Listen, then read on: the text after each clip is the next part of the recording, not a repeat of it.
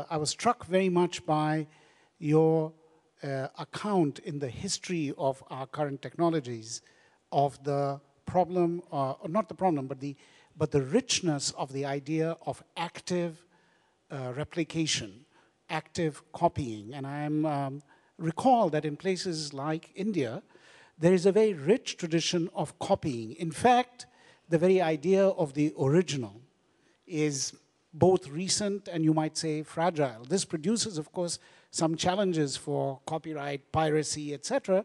But we must recognize that there was a gap for a very long time, or a difference between newness, aesthetic power, originality, and what, of course, Walter Benjamin was greatly interested in, that is what happens to aura in the age of mechanical reproduction. What originality means in these different places. And though we are entering a world where the remarkable technologies you describe are creating a huge amount of convergence, I do believe that there are notable differences still, not just between, say, India, where copying is still a very deep practice, listening, repeating, copying for learning music, for learning painting, etc., as well as for making new things, so to speak.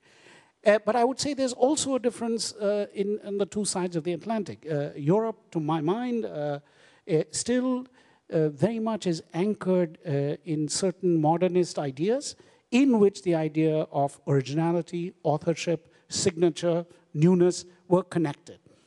In the US, I think there is a kind of greater looseness about these things. So you can have, let's say, a Warhol appear, not simply because he was an adventurer or a charismatic, but because I think the commodity and the sign operate differently there. But anyway, all of this to say, I do think there are significant differences, and I wonder what your thoughts are, over time, but also over space, in the relationship between newness, originality, and mechanical reproduction. And I wonder, your talk was so rich in examples, how you might think about that.